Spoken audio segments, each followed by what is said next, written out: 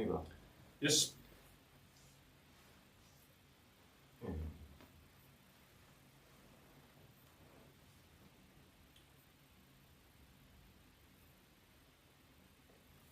Já, það er 15 lótan sem heilsar ykkur á fallegu mánuði. Það er æðisleg bardahelgi að baki og önnur æðisleg bardahelgi framöndan. Bara eins og alltaf. Bara eins og alltaf. Þessi lest hættir ekkert með það. Við erum alltaf að kvarta yfir þessu sama luxusvandamáli, en svona er lífið, þetta er bara, þetta er geðvægt. Tilfinningar eftir helgina. Ég er alveg bara áfallið eftir þetta, sko. Já. Ég var alveg bara í sjokki. Ég er ennþá bara einhvern veginn að syrgja Olivera. Já, mér varst Tobori og svo grimmur í Wales. Já. Þannig bara, I'm sorry it had to be you. Og maður bara, skal ég alveg í ruglunu eða er hann bara búinn að sjá þetta fyrir? Já, svo líka hélt hann sko celebration dinner með fjölskyldunum sinni daginn áður. Þannig að þau voru haldið på sigurinn. Líka bara þannig að labba inn. Þú veist, fyrsta skotið sem hún sérð á honum þegar hann er að labba inn. Þá sérðu bara, hann er bara einhvern veginn brosandi. Ekki eins og hann sé eitthvað, þú veist, stressaður að fara að minna eitthvað. Hann er bara, hann veit útkomuna. Já. Þetta er, þú veist, hann er búinn að vera svo öruggur með sig. Og maður er svona, þú veist, er hann ofkáttúr? Já. Þú veist, hann á að það nefna þig. Hann á að nefna þig. Já, ef þú vissir ekki kæri hlustandi, þá fór UFC 317 þannig að Ilja Topuria steinrótaði Charles Oliveira í fyrstu lótu. Líka bara í fyrstu lótu? Já. Þú veist. Hvað er mínútur? Já. Það er mínútur 17. Eða 30. Þetta var ekkert, þetta var alveg rosalegt. Alexander Pantoja, hann stóð líka vaktina Prix, varði beltið gegn Kai Kara France. En einhvern veginn ekki alveg jafn dominandi þó að hafi ekki tekið langa tíma að þessi sko. Þurftum ekki að fara inn í championship rounds. Svo fætti það neitt, Joshua vann á móti Brandon Royval. Það er það ég er. Já. Mér finnst það bara eitt besti bardagi sem að ég man eftir sko. Það er líka gaman að vera, veist, ég var alveg með 15 skall á þessum bardaga sko. Og svona, þú veist, það er gaman þegar maður veðjar á svona skemmtilega bardaga sko. Já, og ert með hjartað í buxunum og svona. Já, nákvæmlega. Já, það er ekki já. Við þurfum að gera upp allt kvöldið og hita þessu upp fyrir Kate Steele sem er næstu helgi. Þú ert á leiðinu út. Það verður svakalegt partí í mínigarðinum.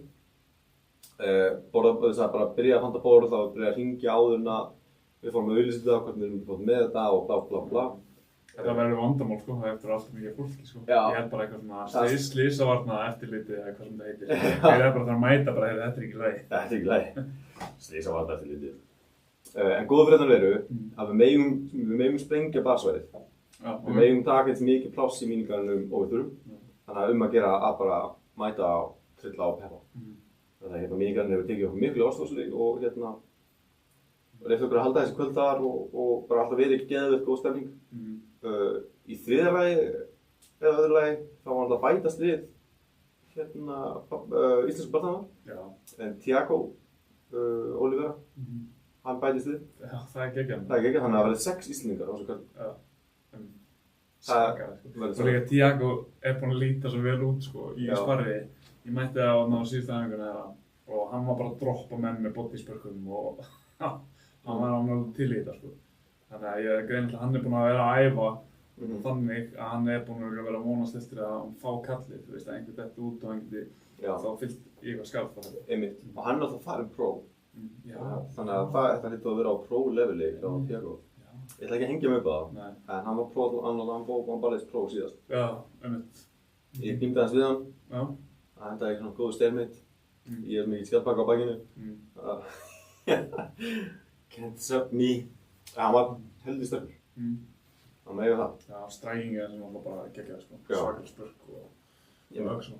Þannig að þetta kóður enn saman sko 2 styrkaraðilar þáttarmyndin, en það er vissulega mínigarðurinn sem er heimavöldur bardaðhjóta og svo ef þið langar að æfa bardaðhjóta þá er það Reykjavík mat sem er svarið. Takt skrifið fyrir að æfa í Viðaröðu 2 getur myndið upplýsingar grunnnámskeið á reykjavík.mma.is og ef það er með ykkur grunn þá bara taka upp símann og hringja og sjá hvað þeir hleypa ekki verið inn á dýnuna eða inn í kickbox-tíma eða hvað sem það er. Þannig að brjála partí í fjórðum.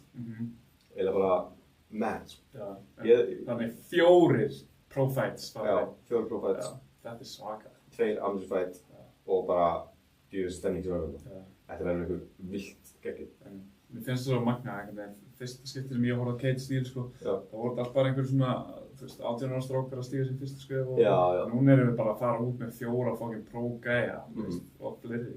Þetta er alveg svakalega. Einmitt, og þú veist, Johnny ok, hann er að berja það amsverðar, skilju, en þetta er engin joke fighter, sko. Nei, náttúrulega. Þú veist, Hákon er ekkert eðlilega efnilegir, þetta eru svona efnilegustu amsverðarnir. Er ekki heiðalegt að segja það? Þú veist, ég held að það með alveg segja að þetta eru, þú veist, þetta er eitt sterksta lið sem að Reykjavík maður er sendt út á svona kvöld. Þú veist, það er engin eitthvað yngsti strákur í Íslandssögunni að berjast sem fyrsta barða, eitthvað, þú veist, eitthvað þannig dæmi, þó það er náttúrulega gegja. Þetta er bara allt móðafólust. Já, og þú veist, yngsti gaurinn okkar, það er bara einhver gaur sem láta menn bara fyrir nokkar sekundur, sko. Já, einmitt. Það er núna verið að setja hann upp með erfiðum gæja, sko. Já. Það verður áhverð, það er að vera að setja hann núna í alvöru erfiðan barða, sko. Já, hann átti að fá alvöru barða síðast að það en svo þetta skipti með anstæðingar ekki, því að einhver gaur púlaði út henni. Já, og var eitthvað, jú, hann átti að mæta þarna Steve sem þeir voru búin að vera bífa eitthvað, sko. Já. En fekk svo hann alls Hama sem var ekki bara mjög fín, bara þú veist, eitt högg, þú veist, eitt öllu. Já. Svo hann var ekki mikið af þessu strákum búin að vera í Bandaríkjunum að æfa, þú veist, Arnór og Salli og Hákon og var allir í Kirkliff að æfa þar. Þannig að þú veist, Arnór hefur bara búin að berja ykkur á UFC Caliber Fighters. Þannig að þú veist, ég get ekki ímyndið með annað en það verður ógeðslega sjálf á laugardaginn. Þú flýgur út á fimmtudaginn til Manchester og hittir strákana í Donny. Svo náttúrulega útvarpssóndurinn búði. Það er exið á miðvikudaginn og svona. Það er brjálað að gera í markaðssetningu. Og já, þeir sem eru með brjótt auga geta vantilega séð auglýst viðburðinn á billboard skiltum vísvæðum bæ. Já, þetta er gaman að keyra með vímaður. Já, það verður veisla. Herru, ef við renna þess yfir UFC, byrja þar, gerir það hans upp. Já. Viltu sjá hvað það, streymi sig ekki komið. Já. Við förum yfir Ilja Topuria og Charles Oliveira. Ég elska að svara chatinn okkar, livestream chattið. Það íðar, það er njálgur í chattinu. Nice. Það að segja eitthvað gáðilegt það? Já, bara spökuð alltaf mikið að ræða Topuria. Já, sko, hann var svo viss að myndi klára þetta fyrsta lótu. Af því að hann sagði, þú veist, allir tíminn fer bara í að finna gaur, ná gaur, þú veist, en Charles mun koma til mín, þannig að þá er þetta bara búið. Þú veist, ég myndaði fokkinn bara, þú veist, öryggið, að tala bara svona. Líka bara hvernig þú ert búin að lesa það, skilur. Og veist líka bara að Charles er að fara að sækja þig. Kannski er það pínu mind games. Þú veist, kannski, já, ég veit ekki hvað þetta sé eitthvað svona, ef ég segi þetta, þá meina pottet ekki breiðið út af læginu, skilur við, vera bara hann sjálfur og eitthvað. Ég veit það ekki. Það er kannski eitthvað svona langsótt að þetta sé eitthvað svona mind games hjá Ilja Topuria. Nei, hann veit hann er bestur og bara... Já, en þú veist, það er svolítið málið í dag. Ilja Topuria er bestur. Þú veist, þetta er all time great fighter. Þú veist, hann er bara að taka alla sömu titlana og Conor McGregor. Já. Hann er nokkrum dögum eldri en Conor McGregor var þegar hann gerði það.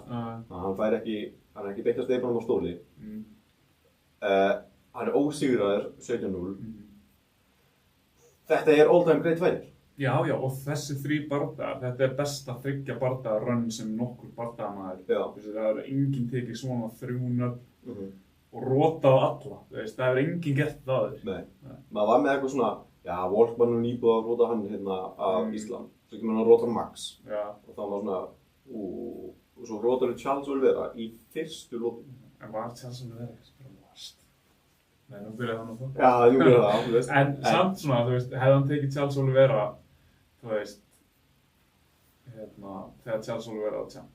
Þú veist, hvernig var það? Hver var síðasti, þegar Charles Oliveira vann Dustin Poirier, ef það hefur Ilja Topuria, hefði Topuria unnið þann Charles Oliveira. Er það eitthvað sami gæði? Þú veist, Ilja Topuria í dag hefði unnið Charles Oliveira þá. Og það mér fannst þá bara Charles Oliveira, bara einmitt, þú veist, þessi nokkri bardagar eitthvað, hvað var það, Dustin Poirier, Justin Gaethje og eitthvað. Mér fannst það bara, það fannst mér einhvern veginn bara svona mest dominant gæi sem ég bara man eftir í sportinu. bara þetta tíðinbili á honum þegar hann var á toppnum, sko. Já. Þannig, ég svona, þú veist, veit ekki hvort hann sé ennþá, já, súper ógeðislega góður og hann var þá, sko. Nei, þú veist, klálega ekki. Þú veist, það er alltaf hérna, hann var 35 ára, skilur við, og ég lightweight þá það er alltaf svona aldurinn, sko. Þannig að þú veist, klálega ekki, þú veist, hvað tímabil sem þú tala er, þú veist, 2002. Já. Þá er Charles 32. Það er gull aldurinn, þú veist, það er, þú veist, sigrar ekkert, eða svona þannig að það sigrar ekki Charles Oliveira þá. Nei, en það var líka það hann var svona, þegar hann var einhvern veginn svona að rísa upp, skilur, hann átti svona, fekk svona second wind í UFC. Það var búin að vera eitthvað svona bæði og eitthvað svona að laða, en það var, þú veist, var hann alveg ósnettarlegur. Mér finnst Topuria, þú veist, bara að því að Charles reyndi að klíma við hann. Reyndi að náðum hann í smá eitthvað svona legg-rock dæmi eitthvað sem var ekki neitt, sko. Þú veist, þú veist aldrei að það veistist einhvern veginn aldrei verið að fara að ná Topuria þar. Það var svona það eina. Þú veist, hann hitt nálega, þú veist, mér fannst svona fyrstu exchanges, þá lendi Oliveira og þá var maður alveg bara svona, wow, Topuria þarf að passi, þú veist, hann var alveg væpið að stóru strákar hérna, sko. Ja, stóru strákar. En hérna, já, en það var bara ekki, þú veist, það var eitthvað aðeins í byrjun, svo sá maður smá í hvað stemdi, sko. Já. Það var líka svo vel sett upp í hann, jabber í bótið, jabber uppi, svo bara búm, 2-3 og bara, þú veist, það var svo, já, og bara einhvern veginn, það var svo perfect einhvern veginn. Já, þetta var bara mjög klinikað strækning hjá honum, líka nær honum þegar Charles svona stíga inn. Já, Mitchell myndi stíga á móti sér, það var bara alltaf búið. Já, einmitt. Þannig að hann bæði var bara búinn að lesa leikinn það er bara ótrúlega hæfileikaríkur og þetta er alveg svona, þú veist, hérna það maður alveg að stoppa og svona, ok, þetta er problem. Já, einmitt. Og hann er að gera svo margt sem að Conor gerir, skilur, þú veist, að kvætta niður í featherweight og segja bara, herru, þetta er hálf ómögulegt, kvætta svo mikið niður, ég ætla að fara í þyngdina frá ofan, taka beltið þar, double champ. Ég get alveg trúin að taka þriðja beltið, sko. Það er enn ofar. Já. Það klínar út þessa deild, þú veist, og svo bara eitthvað, þú veist, í staðinn fyrir að Íslam og hann hefði gerst í lightweight og gerst það bara í welterweight. Já, sko miða við að Charles Oliveira var svolítið, þú veist, þegar ég fara hann í clinchið aðeins, þá sá maður að Charles Oliveira var aðeins að búlja með stærðinni sinni.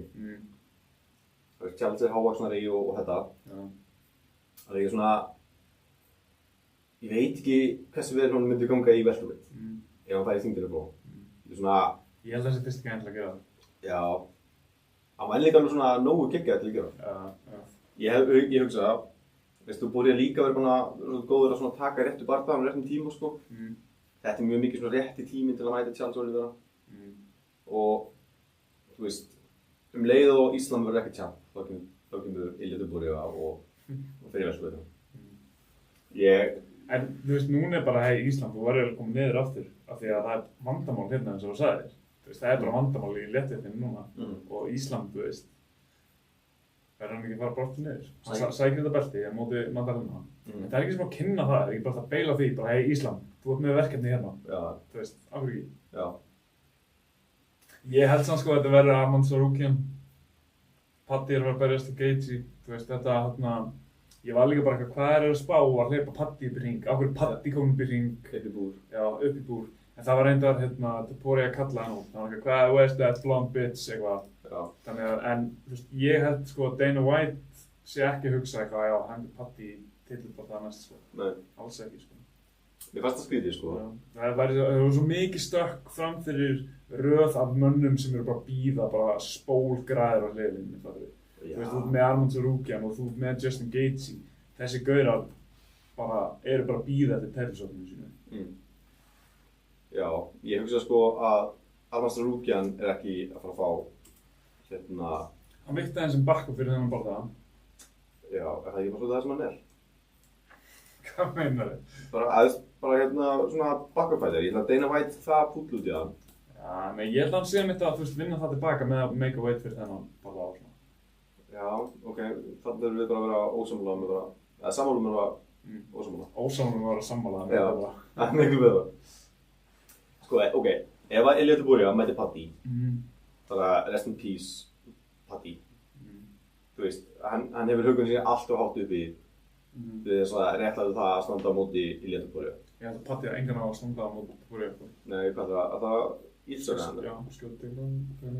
Já, þú veist, gæti virkað, af því að þú veist, Paddy er mjög stór lightweight og Ilia var ekkert rosalega stór lightweight. Þú veist, að hann á móti Charles og það gæti virkað. Hann getur ekki staðið á bóksinu það. Enga veginn. En, þú veist, Arman Tsarukyan verða betra matchup. Arman Tsarukyan er alveg vel tettur. Já, ég held að Topuria vinna allir þess að göra, sko. Þetta er bara Ísland, við þurfum að fá hann bara það, sko. Já, Ísland það er ekki, þú veist, ok, en ef Ísland er ykkur maturlega Ísland ætlar að sækja veltuveikardaltið. Hann er búinn að sleppa léttveikardaltið, það er ekki strax niður. Verja, þú veist, þá bara challenge að Topuria þegar þeir veltuveikardaltið. Já, en getur þú sagt bara að það sé problem í lightweight, af því að hann bara búinn með 1 barða. Já, veist, hann... Já, en þú veist, hann gerði þetta. Já, en þannig ekki, þú veist, ok, en hann samt, þú veist, Charles er 35, það elskar allir Charles, en hann er samt 35. Það er ekki að taka einn ungan gæði, ef hann myndi mæta Justin Gaethje og rota hann. Þá myndi maður segja, ok, það er bara fucking vandamál hérna í léttviðri. Já, og þá kemur Ísland með. Já, en myndi það ekki mikið með þess? Jú, það er mikið með þess, ég sammála því. Þá getur Ísland farið á sótt veltuveitarbeltið, farið svo niður og þeir mætast svona eitthvað. Það er miklu dramatísklega að segja. Já. Ég myndi spila þetta þannig, ég spila þetta þannig fyrir. Já, ég vona bara að Paddy fá ekki að hoppa fram við rauðina, af því að það er bara fucking ósengt. Já, hvað er Paddy rankaður? Já, það er ekki, hann kom nú á 15, já, hann er 8. Já. Þú veist, það er alveg Gamrot og Hooker og Poirier á undan, sko. Já, þeir... Gamrot, Poirier og Hooker. Já, þú veist, til dæmis, þeir eru ekkert að fara í title fight, en þú veist, það segir bara hversu neðarlega Paddy er. Þú veist, þegar ég skil að fara niður í, eins og í flyweightinni, fóru niður í Steve Erceg, bara því að það var ekkert annað í boði fyrir þennan event og Pantoja þurfti bara að fá að verja titilinn sinn. En hérna ertu bara með Arman Tsarukyan og Justin Gaethje sem eru bara super klárir í það. Þannig að þú fer ekkert að sækja niður í 8. sæti þá. Jú. Ok, Arman Tsarukyan, ok, þú veist, er next in line. Allt í lagi, þú veist, bara gott að blessa. Charles Oliveira, þú veist, var rótast, þú veist, hann er 2. Justin Gaethje á gott tilkall. Max Holloway, Justin Poirier, Dan Hooker, Gamrot, veist það ekkert galið, sko. Paddy á bara berjast í einhverja þessu. Beneil Dariush er í 9. sæti, það er eftir að uppfæra rankings eftir helgina. En þú veist hvað, hann er ekki búinn að tapa 3 röð. Við minna það, þannig að þú veist, allan 2 röð. Þannig að þú veist, rankings segi ekki allt, sko. Nei. Það var svona... En þú veist, að setja Paddy í þetta, þú veist, þegar Arman Tsarukyan er bara reddi í þetta, þú veist, það bara meikar ekki neitt sens. Þetta verður Arman Tsarukyan. En af hverju, sko, ef Arman Tsarukyan vegið inn fyrir þennan fætt, af hverju myndi hann ekki fara inn í hringinn og gera fyrir? Já, nákvæmlega. Hvað er í gangi? Ég held að það sé bara að hann sagði því bara Where's that blonde bitch? Og Joe Rogan var bara, heyrðu, Paddy er þarna, ég sá hann, bara kom með hann, veistu. Ég held að það hafi ekkert verið neitt svona management sem tók neina ákvörðun, sko. Það hefði bara gerst in the moment, sko, út af því að Topuria kallaði Paddy út. Og Joe Rogan hafði bara Joe Roganast og látaði face off. Já. Fyndi samt að það verið bara, where's that blonde bitch? Og bara, heyrðu, ég nákvæmlega Ok, þetta er mjög áhugaverð. En það var náttúrulega skemmtileg fætt, Paddy er bara svo ógeðslega stór. Já, þeir munu mætast. Þeir munu klálega mætast. En ekki strax.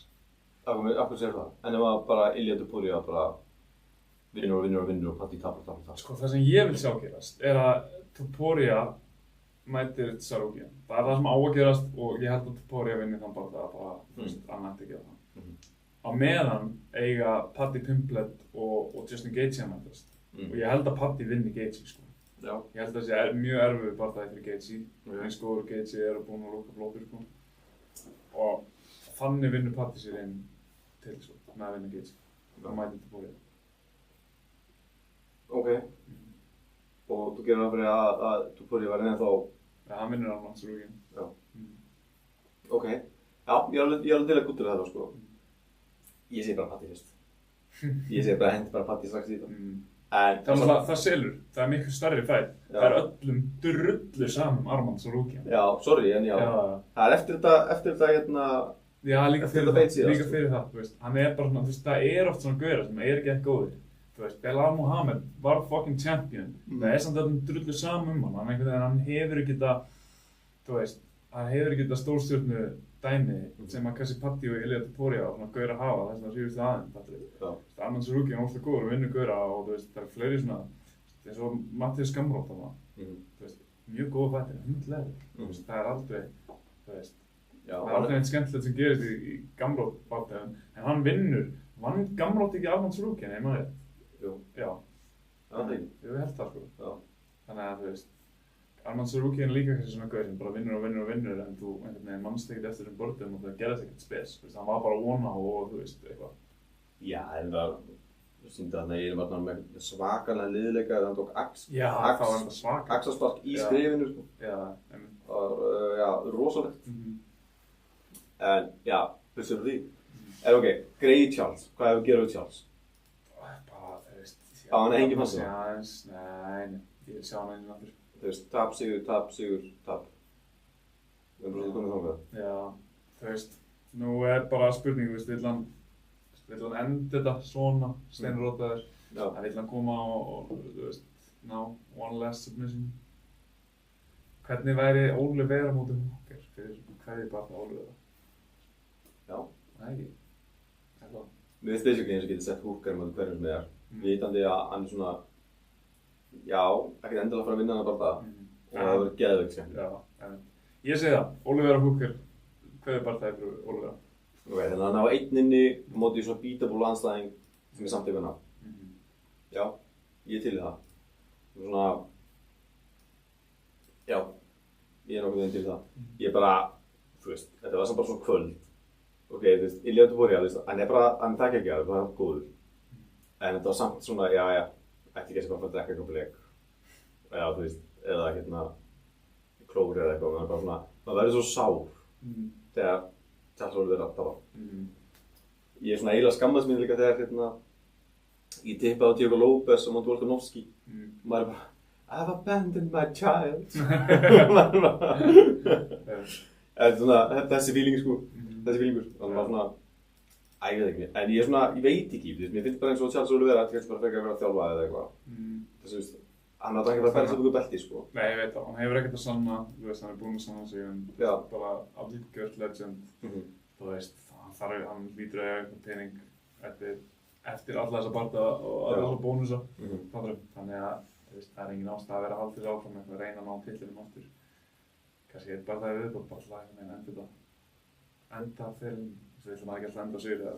Jú. Nokkuð þeim. Það var eiginlega heitt í hamsi samt. Þegar þeir mödduðu Topuria og Patti saman. Voru ekki næstu bara eitthvað Pattina? Jú, Patti ítti honum eitthvað. Nei, hérna Topuria ítti Patti eitthvað. Já. Ok, og já, var það eina? Okay. Já, það var ekkert eitthvað. En hins vegar heitt í hamsi þessa vikuna, sko. Það var hérna Sean Strickland og Chris Curtis. Varst þú að sjá það? Nei. Þeir voru að coacha bara einhverju minna í eventi. Já. Og gaur sem að vinnur fætir frá þeim og gerir eitthvað svona move. Nú fyrir það sem að horfa á vídeo til að standa upp og gera move, hann gerir einhvern veginn svona. Hann einhvern veginn svona hömborð í lofti og slær höndunum í svona kross yfir hróða sér. Já, svona Gangnam Style. Já, eitthvað svona þannig, svona til þeirra sko. Já. Og Chris Curtis og Sean Strickland bara rush og Sean Strickland bara kýlir hann. Og Chris Curtis svona stoppar Sean Strickland. En Sean Strickland hlappa bara inn bara búm. Það er alltaf bara að lemja gæjan sko. Shit. Það er alveg heitur. Til að fókinn mig gert maður. Herru, hver fáið Sean Strickland fyrir búrið maður? Var hann komið með fætt? Já, hann bara að fæta gauðra sem voru að fæta í einhverjum minni promotions. Ég veit ekki, ég man ekki eftir að það sé komið fætt sko. Nei, ekki heldur. Það er bara að taka sem að fá sig. Herri, Alexander Pantoja á móti Kai Kara France. Við vissum báðir að Pantoja myndi nokkuð vinna hennar bara það. Einhvern veginn að þú var samfæra um að Kai Kara France væri að fara að vinna, sko. Alveg svo mikið að ég setti bara 50 € á það, sko. Já, ok, það var náttúrulega góður stuður Kai Kara France, sko. Já, ég mynd. En Alexander Pantoja vann hennar bara mjög samfærandi. Já. Þetta var alveg... Ég sá það bara frá fyrstu fucking mínútu, bara, þetta er ekki að lenda það. Svo er bara komin inn í þriðju lótu og ég var ekkert eitthvað, ég var vel eitt þetta, ég veit hvernig það fer. Einnig, það fjóla titilvöldin hans Pantoja. Mér finnst það eins og sko, flugvöktin er alltaf svona, mér finnst það eins og að verði einn ógeðslega dominant champion alltaf. Bara svona, þú veist, það var Brandon Moreno, núna er Alexander Pantoja og svo er eins og bara hinir eigi ekki séns. Svo það bara hendi ykkur svona Kaya Sakura, þessi, Kai Kara France var bara, já bara hvergi nógu góður, þú veist, það munaði bara svo miklu. Þannig svona, en Pantoja var eitthvað svona erfið, flugvöktin skemmtileg, hætti að dissa flugvöktina. Er flugvöktin að fá meira kredit núna heldur en áður? Já, náttúrulega bara, þú veist, þessi deild var eiginlega bara, þú veist, það var talum bara skrappa og þú veist, Dana White bara, þú veist, hann var ekki hrifinn af þessa deild og þú veist, og þá tímum Mighty Mouse, þú veist, þá var bara ekkert að frétta þarna. Þú veist, þá var eitthvað bara að hætta með flæðið, sko. Já. En núna mér finnst það dullu spennandi deild, sko, sérstaklega að Joshua Wan kominn inn í það. Já. Hann alltaf vann sinn bardaga í bardaga ársins og fékk svo svona face-off moment með Pantoja. Þannig að það er alltaf næstu fætt, klálega. Já. Þannig að það er fullt að gera, sko. Ég held að Joshua Wan geta alveg unnið það, sko. Já, Joshua Wan geta unnið Alexander Pantoja. Já, ég held að Joshua Wan geta því hvert sem er. Ég er búinn að segja þetta svo lengi með þér. Og ég er búinn að taka eftir því. Jú. Getur ekki fengið einhverja gervigreind til að fara í gegnum alla þættina okkar og finna öll tilvikin þar sem ég er búinn að tala um Joshua Wan. Sko, það væri samt eiginlega ekki sniðugt, sko, af því að þú talar að einasti maður sé future champion. Nei, bara svona rest. Þeir eru nokkrir. Það er Joshua Wan og svo var ég svolítið að hægja Joe Pyfer daginn og eitthvað svona. Jú, Carlos Pratis er út af því. Já. En ég spara þetta future champ fyrir þá sem ég held að segja alveg future champ og ég er búinn að segja það lengi Joshua Wan. Okay. Future champ. Alltaf. Hann er það 23 ára. Og hann er yngsti, hann sló eitthvað með, hann er sem sagt þá yngsti bardagamaður eitthvað svona hátt rankaður, minna að það hefur það. Já. Það er náttúrulega bara að teka number 1 ranking náttúrulega, að blanda rögl. Já, kemur einu mínútu alltaf því ég svara chatinu. Það er vist eitthvað vittust, það er eitthvað illa hljóð hjá okkur. Nú, ok. Já.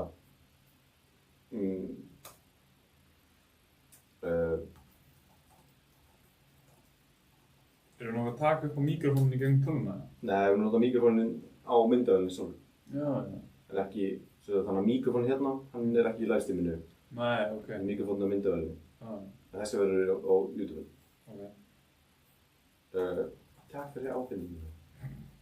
Hvað eru margir að horfa? Solid 9. Nice, geggjað. Já, það er bara stuð. Ok, þannig að þú vilt meina að Joshua Wan komi og taki Ég veit ekki hvað hann gera þarna í næsta bardaga, en hann verður champion, sko. Það er 100%, sko. Já, hann er alltaf ekkert eðlæðuleg. Annað skipti í röð, þar sem að hann kemur bara, þú veist, takandi annan bardaga bara á saman mánuði, skilur við. Og þetta var engin joke bardagi, sko. Nei. Þetta var fucking grimmur bardagi. Bara, excuse my French. Þetta var bara algjör slöggfest, sko. Þeir slóu bara einhver alls konar met, sko. Þeir slóu met fyrir bara, sko, flest combined strikes og já, það voru eitthvað svona nokkuð met sem þeir slóu, sko. Já. Sem er það klikkað. Já, og þú veist, þeir að slá, sko, ég held að það væri eitthvað fyrsti bardagi í sögu UFC, bara eitthvað sem að báði bardagamenn slá yfir 200 significant strikes. Og þú veist, margir hafa fengið 5 lótur til að gera það. Þú veist, þetta var bara 3 lótur bardagi. Já. Enda sko, menn voru sko, þeir voru í ruglinu í lókbarðans. Meðan Brandon Royval var kannski Sá aðeins meira á honum. Já. En djúðis kista, sko. Þetta var svakalegt. Já, Joshua Wan var ekki langt frá að klára það. Nei. Ég var með Joshua Wan by KO og Joshua Wan í þriðju lotu á Sigurður Pallegin, sko. Þannig að ég var bara klára hann! Hvað tippar margar seðla yfir helgi? Alveg fullt aðeins, sko. En svo setjum bara eitthvað 10, stundum setjum bara 5. Bara svona smá lott á mig hér og það, svona. Já. Minnir mig alltaf svona gæja sem svona á svona hestaveðhlaupsvöllum. Svona með svona samankuðlaðan svona please! Það nákvæmlega ég, sko. Það er svona fucking game, sko. Nei, svo ég ákvaði hérna þess helgi að setja bara parlay á alla barðana menngarðinum.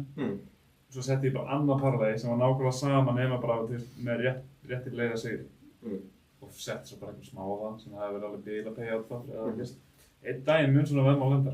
Þú náttúrulega lendir eins og svelið með eitthvað, 15.000 stuðul eða eitthvað. Nei, 1.500. 1.500? Ég var bara með eina efur undir. Já. Og það hafa nokkri veðmálmenn sagt inn bara svona, pældi það hefði verið með 10. Ég heyri þetta alltaf fyrst nú fyrir að veðja bara eitthvað. Já, setti bara æs þetta. Já, þetta er einhver veðmálmenn sem græður gláð því að þú tapir þeim. Já, meinas. Já, gæti verið, hver veit. Bara á samsæðskinn. Hvað geði þið? Ég bætti þessu upp, tók Peyton Talbot og Joshua Wan sem single. Já. Grætti svolítið á þeim, þannig að ég kom bara út í ekkert alltaf ekki mínus eftir þess helgi. Ok. Það er, ég kem út í mínus. Það ég held að bara, ég var með eitthvað svona fjögurleiða. Já, á Moicano sem æðilega. Já, Moicano og svo var ég með Brandon Royval. Já, í þessum bara það. Svo þetta hlusta með mér. Nei, ég hef aldrei hlustað þau. En svo var ég með hérna Siddiqui Dumas sem maður mátti ekki berast þegar hann var með öxlabandið. Og svo hérna, hvað heitir hann? Dines. Já, Dines. Johnson Dines. Já. Og eftir að higgja hann bara ég hefði bara takað Dines og Ilya Topuria saman. Og bara taka þetta safe. Það var hugulegt. En, damn, já. Svona það er líka bara, ég hef ekki kunnað við það bara, að betta gegn Oliveira. Ég hef bara sleppt í frekar. Já. Ég tippaði gegn Volkanovski og ég hef aldrei skammast mér jafn mikið. I will abandon my child. Og svo tapaði þér á því. Já, og ég hvað ég átti að skilja þetta. En hvað sko, talandi um vandamál, hvað er fokkan hefur að gera við Alexander Pantoja? Hver á, við veit Joshua Wan, skilur við. Vill hann ekki bara fara upp og bara Pantoja neðra? Pantoja er svo lítill. Já, það er ekki bara fara upp svo. Bara samt? Já, bara verða double champ, eins og allir einir. Já. Það ekki? Já. Mér finnst þetta svona, þessi svona champ versus champ fight sem að enginn er að tala um. Þú veist, okkur er enginn í tala um það. Því að það er bara með ógeðslega dominant champ sem bara, sem er bara að lappa deildina sem. Já. Okkur ekki bara fara upp og sleppa að kötta og bara... Og hvað, fara í featherweightið? Nei, bantamweight. Já, bantamweight, já. Meira. Já. Einmitt. Já. Mér finnst að það fættu mig, sko. Já. Ok, Joshua Wan er kominn núna. En þeir eru báðir kardíóboltar. Já. Þú veist, þið gæti bara verið svona tvei viltir hamstrar bara. 10 lótur. Já. Já. Þeir væri bara, þessu tvei bara hamstrar í kúlu, sko. Það væri enda alveg trillt, sko. Já.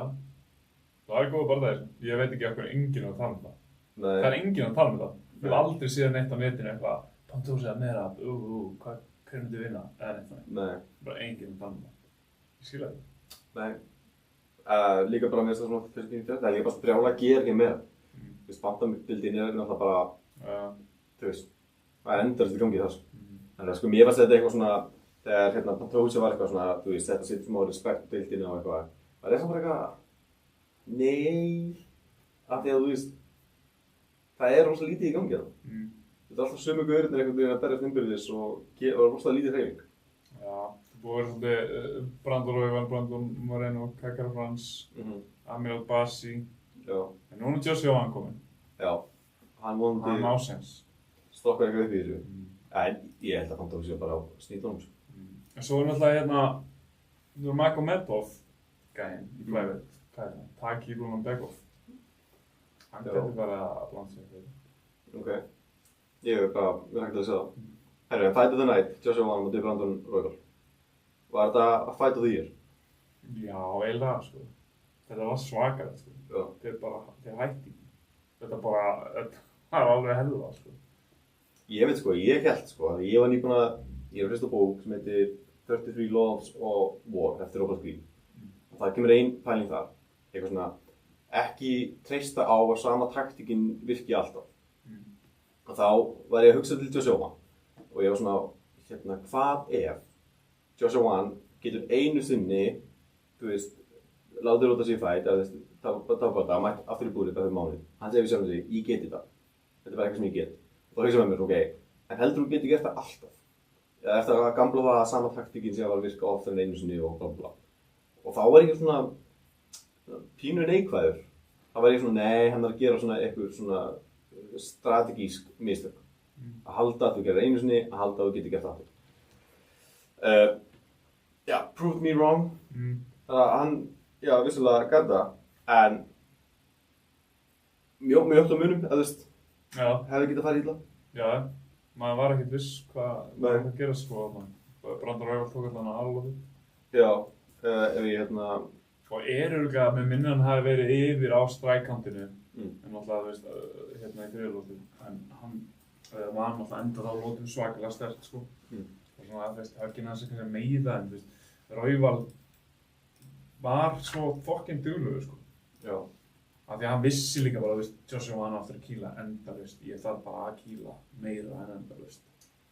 Meira en endalaust. Já. Ég reyna að finna hérna skórgöldin. Já. Google eitthvað haga sem ég illa hefur. Þannig að ég það sjá. Mér var svo að vita, sko, hvort það hafi verið bara 28-27. Nei, 29-28. Já. Já, það var það. Ég held að það hafi verið bara þannig cross-board, sko. Já, nú þess að það var eitt mesta heilaprint sem ég hef upplifað lengi. Já, ég er ekki skórkart skoðun á síðuna. Ég mun aldrei það. Nei, ég sé það ekki. Nei, UFC London, Já. Það er að gera svona. Það er eitthvað furðulegt í gangi í netinu í dag. Já. Bara, Tinder hætti að virka og... Já, segðu mér meira frá því. Já, vinur minn er í tómum basli. Svo alltaf bara error frá bitten og eitthvað. Ég get ekki eins og googlað á Mozilla. Ja, svona lífið. Það var einhverjum að þau dreyma sko superfight milli Pantoja og Demetrius Johnson. Þetta er bara, mæti maður ekki löngu hættur og... Jú, það ekki. Er það ekki bara draumórar aldar? Já, það er ekki líka báðslega gaman. Jú, fyrir þetta það. En, þú veist, hver... ef þú ert UFC matchmaker, hvernig situr á móti? Pantoja? Já. Joshua. Bara strax? Já. Já. Ég má segja svona 8 sem nú þegar. Já, og ég sé bara að þú ætti til að skilja skoðun, skilja? Já, svona rætt. Já. Já, það er enda alveg hljómanis eitthvað sem ég myndi gera, sko. En það er Joshua og ef hann vinnur Joshua þá er það bara upp í meira, sko. Það er það eina sem er eftir. Já. Já, það er kannski bara segja. En eins og ég segi, ég held takk í Rúlum Bekoff því að núna komur hann að til því. Já, að Rússin komi og... Já, Habib mun að eiga einn mann í hverju deild, sko. Já, það er bara svarlega. Það er engin bandarískur champion lengur. Nei, já, eftir að Jones... Já, eftir að Jones er það það. Já, það er svakalega. Í fyrst sinni sögu UFC eða ekki. Jú. Já. Ég er svona velta verið með hvað það segir bardaðið. Svona, þú veist. Þetta er ekki lengur bara amerískt og nú er þetta bara worldwide og... Já, og þú þarft ekkert endilega að koma úr Kill Cliff eða American Top Team eða eitthvað, bara þessi gym fara með gegnum eitthvað hæðir og læðir og þú veist, það kannski að maður færði Bandaríkjunum á ævi, þá færði yfir reynslu en það þarf ekki endilega að vera, þú veist, það besta í stöðunum, skilju, versus eitthvað annað. Já, þannig að rússnesku glímumenn eru nú alveg jafn góður og amerísku, er ekki betri? Jú, ef ekki betri. Já, það er, og bara, veist. Afstæðaldið sem segja að það er komið lausn á rússunum og svo eru fighting nerds og eitthvað, þú veist. Þeir eru bara, þú veist. Já, og Reykjavík er mappuna. Það er þeirra að koma inn þar. Það er að koma inn. Hérna, Beneil Dariush á móti Renato Moicano. Ég á með Moicano hérna. Já, ég líka. Ég hélt eftir fyrstulótu. Svona, já, Moicano er að taka yfir hann bara. Já. Svo kemur Dariush og bara skólar hann eiginlega í glímu í annar lótu. Og Moicano bara sætti sig við það að hann sé bara að tapa þeirri lótu. Já, Moicano var svo þreyttur, ég skildi ekki af hverju hann var svo þreyttur svona snemma, sko. Nei. Ég held bara að þú veist, ég hefði haldið einhvern veginn að Darius myndi gasa út fyrr. Já. Bara einhvern veginn út af því mér finnst hann einhvern veginn svona eldri, en þeir eru jafn gamlir, sko. Já, náttúrulega Darius lítið út fyrir að vera bara... Ég veit það. 50, sko. Ég held að það hafi kannski bara svona smá ruglað mig, sko. Já. En það kom mér svo óvart, sko, þegar ég sá að Renato var að fjara út og var ok, nei, hann ekkert að koma tilbaka, sko. Já. Af hverju var hann svona ógeðslega þreyttur? Ég veit það ekki, það hlýtur að vera eitthvað, þú veist, maður pottet veikur, viku fyrir eða, þú veist, borðaði eitthvað slæmt, þú veist, eða eitthvað, þú veist, það hefur eitthvað svona smá komið upp á. Það þarf ekki mikið, það þarf ekki nema eina baun fyrir hérna prinsessuna á dýnunni, það fyrir. Já. Það þarf ekki mikið, þú veist, bara, já, bara, það fyrir, vera veikur eða, þú veist, eitthvað. Já, en hann hefur ekki gefið út um það. Nei. Ég man ekki eftir því. Þeir líka bara, þú veist, það segir ekki neitt. Meira á að segja hvað sem mín. Já. Meira má ekki bróta sér tanna eða frið. Það var bara ekki neitt, þú veist, komið þarna út, sko. Já. En já, þú veist, en er Darius, þú veist, er hann farið, þú veist? Það er, þú veist... Nei. Moicano hefur alltaf verið svona mid-level fighter. Þú veist, það hann hafi fengið titli, sko, þetta er alltaf bara veistlega í samsins, sko. Já, hann fekk hann alltaf bara út af hann vinsæll. Já. Það er oft eitthvað fyrir hann. Já, það er, þú veist, Beneil Darius og Moicano átt að mætast þegar Renato Moicano fekk titlisætið. Og hefði mikið meira sens að Beneil Darius hefði verið búið að... Þannig að segja. Þú veist, þannig að segja hefði það mikið meira sens, sko. En þeir bara hefði Moicano, Mr. Popular. Bara, þú veist, you're up. En mér fannst það eins og, sko, Renato Moicano væri einhvern veginn svona komin á næsta stig. Greinilega ekki, já, meir en ein lóta fannlega í honum stílum. Já, þú veist, það var ekki takmarkaður þetta kvöld, sko. Það er betur en þetta. Já. Það var eitthvað af, sko. Já. Það hlýtur að... En þú veist, svona darstjókaðar af Ísland bara í fyrstu lótu, eða ekki? Já, hver er ekki darstjókaðar af Ísland? Hver er ekki darstjókaðar af Ísland í fyrstu lótu? Hórið? Já, hvað fjóruð? Já, það var ekki fyndið. Já, það var fyndið. Já, en þú veist, það var líka bara fattari. Short notice, bara mótið champion, þú veist. Það er engin skömm í því. Ég held ekki að hann hafi kannski smá tapa fyrir sjálfum sér og það hefði verið aðeins svo mikið aðeins svo snemma og þú veist, það getur verið, en það er engin skömm í því, bara Ísland. Nei, en núna bara Darius. Já, það var eitthvað af. Já, hvað meina það? Það var bara eitthvað af? Ég held það, sko. Það var ekki hinn raunverulega Moicano? Nei, ekki. Nei. Það var áhugavert að horfa á að hlusta á næsta þátt, men sjómið núni. Já. Ég hljóta tala um það. Algjörlega.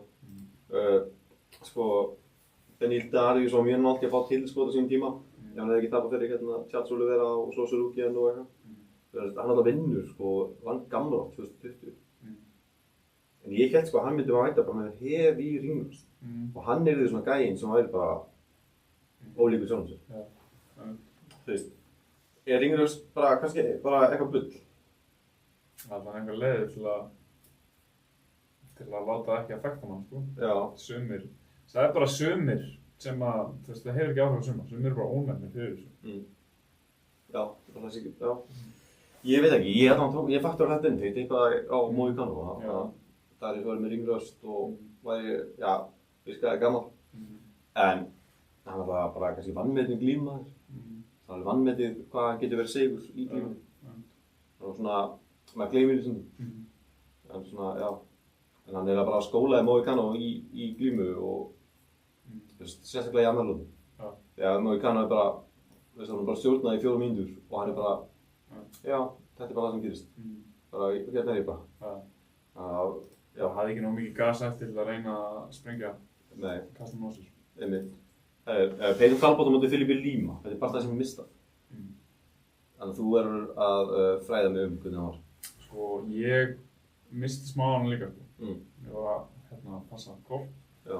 Þurfti mjög miklu aðtekli.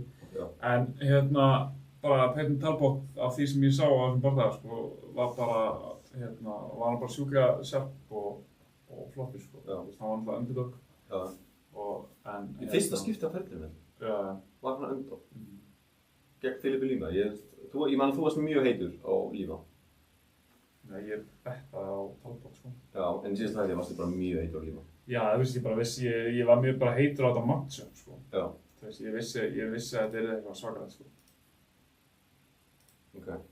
En þetta var líka bara, þetta var geggjað fætt, sko. Já, það skilst mér bara skrítið, sko, að Já, þegar Talbot tapar síðast það sem kemur hann inn í þennan tönnum. Já, nákvæmlega, með fólk að eiga stundum. Það líka leit ekki nógu vel út, sko. Hann Rani Barcelos stjórnaði hann algjörlega í gólfinu, sko. Og hann bara, þú veist, hann sá alveg bara svona mega hól í leiknum, sko. En hann er svakalegur striker og með, þú veist, knockout power fyrir bantamveitt, sko. Og þetta er líka eitthvað sem getur það alveg. Já, hann er efnilegur, sko, þetta er alveg svona one to watch. Já. Svo svona, kannski umdeildasta atriði á því síðan á þessu kvöldi var Gregory Rodríguez og Jack Hermansson. Já. Gregory Rodríguez slær Hermansson niður bara, hann er alveg farinn og fylgir svo eftir þar sem hann er bara alveg stífur. Super necessary shot. Já, með mjög ónauðsynlegt skot beint í kjálkanum. Og mann líður eins og hann ætti að sjá að Herb Dean er að stökkva. Herb Dean er með sko hendurnar utan hann þegar Herb kemur. Herb Dean er líka bara lélur í að stoppa barnaðar, sko. Nei. Jú, Herb Dean, hann er alltaf einhvers lengst í burtu, kemur hann eitthvað hoppandi yfir allt og segir að Herb Dean hefur oft látið þetta í ganga og langt, sko. Þetta er honum að kenna, þú veist, fólk er búið að vera eitthvað skítar og eitthvað, þú veist, þú átt bara að halda áfram. Herb Dean, hann heldur utan þig þegar Herb kemur. Já, þú veist, hann kannski, þú veist, finnur það ekkert fyrir hann að bara, þú veist, það er að gerast. Herb Dean hefði ekkert verið fljótlega með einn, sko. Ok. En líka bara, þú veist, mér finnst það leiðilegt að Herb Dean hefði getað verið 300 sekúndubúldum fyrir skilur. Já. Alltaf leið. Er það bara ástæðan fyrir því að þetta gerist? Já, þú veist, þetta er það er hlutverk Herb Dean að vernda varnarmanninn, sko. Já. Það er hlutverki hans Gregory Rodríguez að drepa gæjan, sko, þannig að reyna að hlutverki hans ekki að drepa. Nei, þú veist, hann sé bara að, þú veist, hætta ekki fyrir hann er dómarinn stöður hann, sko. Já, en við sjáum samt að Guður að gera það ekki. Nei, ég veit það, en það var enginn að skýta yfir Jorge Masvidal þegar hann gerði þetta við Ben Askren. Jú, það var alveg drullað yfir hann. Já, og líka hvernig hann lét eftirpartaðan og svona. Já, en þú veist, það er miljón manns hafa gert þetta og þú veist, maður skilur alveg, þú veist, þú ert bara í einhverjum hamað inni og bara, þú veist, bara come on, þú veist. Já, en hann er bara náttúrulega dáinn á það á gólfinu, hann er bara stiff as a board. Já, ég veit það, maður vildi að menn myndi sína aðeins meiri svona, hvað sem er, kontról í þessum aðstæðum, en maður skilur samt alveg, þú veist, hann er bara inn í búrinu og það er bara kill og be kill. Já, þannig að þú gúttir þetta 100%. Já, þú veist, mér finnst það ekki honum að kenna, mér finnst það Herb Dean að kenna. Já, mér finnst það eitthvað svona, mér finnst svona eins og þú væri með smá veit í kollinu, eins og með Gregory Rodríguez. Þetta virkaði bara svo óþarflega grimmt, að þú sérð að hann er alveg átt. Að þú veist, að hann er með sko, hann er með hendurnar niðri, skilur. Og það var með svona eitthvað, þú sérð það alveg. Og þú veist, og það munar bara einhverjum sekundubrotum, af því að Herb Dean er bara á flugi. Þannig ég er svona, þetta er svona með því ljótara. Að mínum að því sko, að því að hendurnar eru niðri með síðunni, ef maður er, Herb Dean er bara á stökkinu og mér finnst svona eins og að hann ætti að geta séð það að Hermansson er ekki að verja sig og líka bara starfandi upp í lofti, Herb Dean er á flugi og þú bara, það er það í eitt og þú veist, og hann var bara í korter, þetta er bara svo mikill heilaskaði sem fylgjur. En þú veist, vissulega, það er líka með þessu submission skilur, þú átt að halda þessu submissioni þannig dómarinn kemur og breykar. En maður var bara svona, þú veist, ef ég vissi bara að þú verið handelsmöði og væri að segja tap, þá verði ég ekkert eitthvað, hann dómarinn ekki kominn. Jú, bótt. Ég var bara eitthvað svona, hvað, ég er bara að halda áfram eitthvað að brjóta þær hendir eða þessi eitthvað svona, maður er svona eitthvað, það getur alveg sleppt, sko. Já, ég veit það, ég veit það. Ég er ekkert að reyna að afsaka hann, en ég er svona... Þetta er eiginlega stiðið þetta 100%. Ég er eiginlega bara svona, þú veist, mér er leiðilegt að það sé svona, þú veist, fólk á netinu eitthvað að rakka hann niður. Af því að, þú veist, bara, ég skil alveg að, þú veist, í þessar aðstæður, að maður vilji bara fucking klára þetta, þú veist. Því menn hafa alveg staðið upp og gert eitthvað, þú veist, og þú ert bara, þú veist, það er alltaf adrenalín í gangi og Mér finnst ekki verið hægt að segja eitthvað á Rodríguez sem fáið því fyrir að gera það. Nei, hann er líka brasilískur, það talar brasilískt tapp. Hann er brasilískur og það talar brasilískt tapp, þannig að kannski alltaf verður já, þetta er ekki bara að plata mig hérna. Bara klára það. Já, en ég fann svo til með Jack Hermansson, gjörsamlega flóraður. En mér fannst að Jack Hermansson hefur ekki verið alveg svona sá Jack Hermansson maður þekkti kannski in the good old days. Það er svona svolítið búinn kallinn. Já, Rodríguez líka bara skemma. Já, hann er það. Herru, ég ætla að sjálfsögða að minna á að þátturinn er líka í boði Unbroken Real-Time Recovery frá stofnandi annum sér unnar norskum laxi. Þeir sem æfa mikið og æfa hart ætla ekki að hika við að prófa Unbroken. Eða jafnvel þeir sem eru stegnir rót og þeir að recovera vel. Já, Jack Hermansson til að fá sér einu Unbroken núna. Ég er reddi með þetta maður. Já, herru, hann markar svo árangurinn að velja með yngling fæðbátavörum. Það er Shilajit, náttúrulega styrabústurar og sveppablöndur. Varamánaðarins er aftur írskur sjávarmási. Það er öll þeir nefnir sem þú færð ekki úr Shilajitinu. Ef þú tekur írskan sjávarmása og Shilajit samlega, þá ertu að fá öll þeir nefni sem að líkaminn þarf og getur látið sig dreifa En yngling er svona í heildina bara betri velíðan, minni heilaþoka, sterkara ónæmiskerfi og já, betri svefn. Þú fær 100% afslátt með kóðunum 15 við checkout. Þannig að endilega nýta sér það. Ríklega skemmtilegt. Ég er búinn að vera á yngling í smá tíma og ég fekk að heyra daginn eitthvað svona, já, ég held þú ert ofbiskur. Það var eitthvað svona, nei, ég er bara duglegur. En það var svona, maður fattar það ekki, en ég held að ég sé bara með fullt af auka orku. Sérstaklega það, maður svona byrja að hjóla út allt. Ég er svona hjóla kannski 30-40 km á dag. Það var allt svona auka inn, ofan allt svona annað sem maður gerir. Og sem maður bara, það hlýtur að vera að þessar svefnblöndur og sillætistig og allt svona sé bara að kikka inn.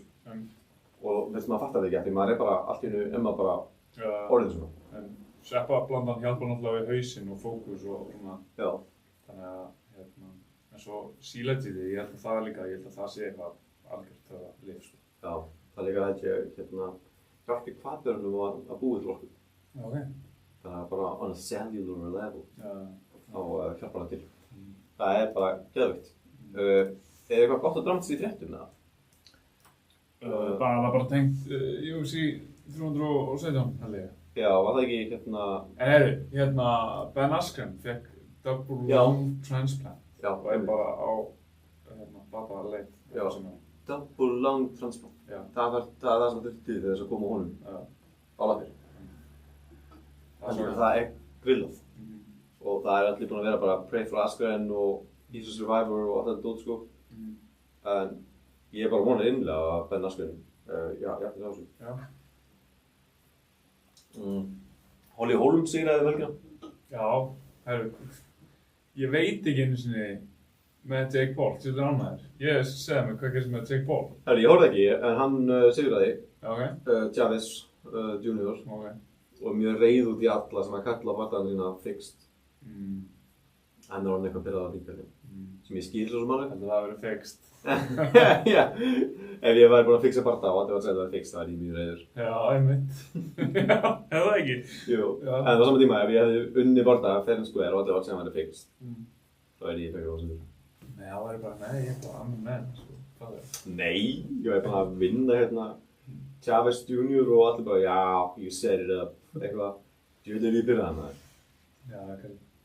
Það er komið smá mynd á UFC Lotches. Á UFC Lotche. Notche, sorry. Hvað sagði þú? Lotche. Ég held að það sé mjólk og... Lecce. Lecce. Já. Það er mjólkina. Já, Lecce. Þetta er síðan sem ég reyni að kenna despensku. En það er López sem átti Silva. Já, það er minnjum. Já. Það verður svaka fætt, sko. Já. Ég get eiginlega ekki yngum með betri fætt í þessu deild, sko. Nei. Þetta er bara... Ég hafði tilfinningunni að þeir sé að fara að svinga höndum og einhver sé að fara að rótast. Já. Eða Díaz López tekur hann niður. Já. Já, eða. Ég held, sko, þú veist, ég hugsaði þetta bara, þeir eru bara eftir að go crazy, sko. Díaz López, á móti Volkanovski, þá var hann svolítið mikið eitthvað svona bara hann ætlaði bara þú veist, stræka við hann þó að það væri ekki að ganga og hann bara gerði einhvern allan tíman, langaði bara eitthvað, þú veist, að stræka við hann. Ég held að maður fatta bara svona, heyrðu, það er kannski bara sniður að taka þessu gauðra niður. Þú veist, ég veist að sé svona, ok, næst tekið bara gæða niður. Lefa hann bara í gólfinu fyrir. Já, þetta er svona eins og hann hefur verið búinn að fatta það. Já, hann er bara svo off-game í að gera eitthvað gunfight, sko. Líka reynst honum vel. Þannig að kannski hann að falla á þessu hernaðar lögmáli. Ef þú heldur að vinni virki einu sinni og virkar ekki alltaf. Ég held að hann Breiðdil taki John Silva niður. Pakistan og þar. Já, þannig er ógeðslega góður í gólfinu. Við veist hann eftir bara, Það ætti að vera bara gameplani alltaf, taka menn niður, sko. Já. Svo það er meira svona gunnavæp í hann. Bara keyra menn upp í búrið, taka þar niður og, þú veist, chain wrestla. Og svo þegar þeir komið í gólfið, þá bara, sorry, út í gólfinu með þér. Ég held að það myndi virka vel fyrir hann og líka bara með við boxlandsið hans.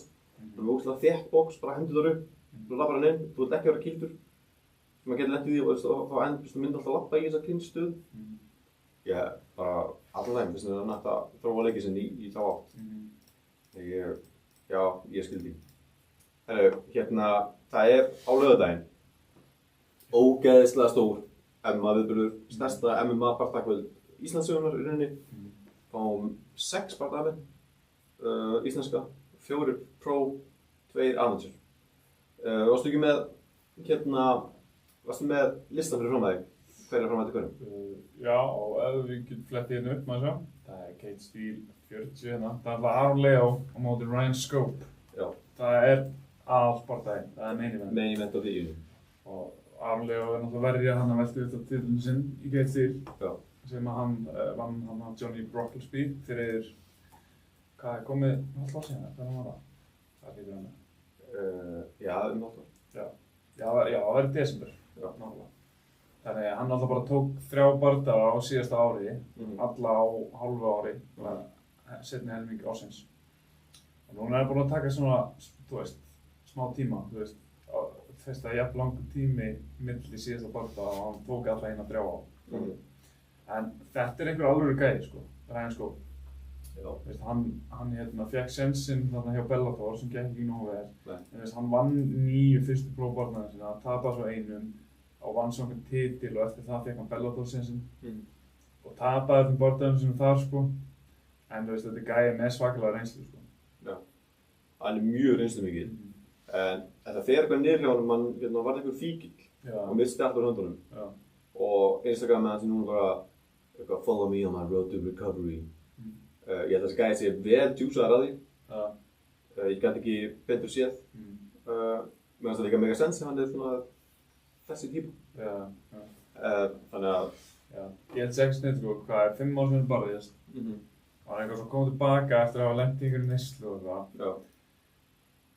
Hann þyrfti tune-up, sko, áður en hann fer í Aron Leo. Ég held það sem máli. Ég held, sko, sama hversu góður fighter þú ert. Ef það er liðin 5 ár og þú bara búinn að jamma, gott dæmi, Conor McGregor, sem hefur ekki, þú veist hvað er, 3-4 ár sem hann hérna barðist.